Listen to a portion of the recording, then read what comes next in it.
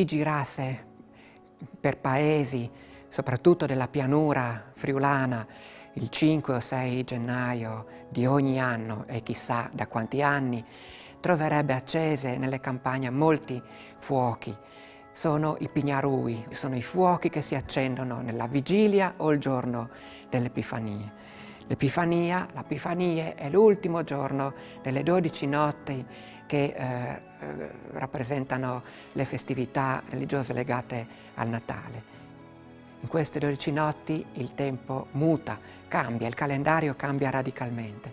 Si passa dalla notte più profonda all'avvento lento del giorno.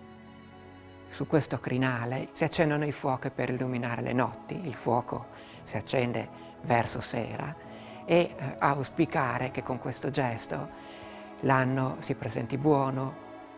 I fuochi epifanici sono uno degli usi rituali del fuoco diffusi in Friuli, in larga parte della pianura. Gli altri due sono quelli legati alle festività di San Pietro e di San Giovanni in giugno, diffusi grosso modo nell'area pedemontana e nella Slavia, e quelli rituali delle Cidules, diffusi principalmente in montagna.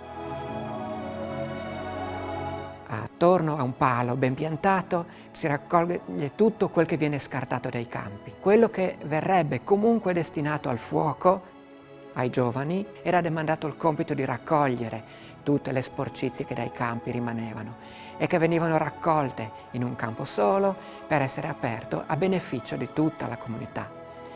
Ovviamente il fumo, in ragione di dove si muove, può essere auspicio di benessere o di malessere, ma auspicio per chi? Principalmente per la comunità che lo accende.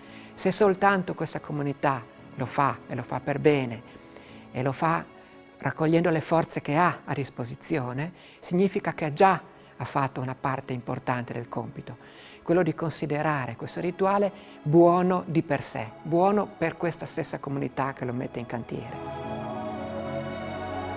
Udine non ha un vero e proprio Pignarul, Udine è una città, ma i suoi borghi sì.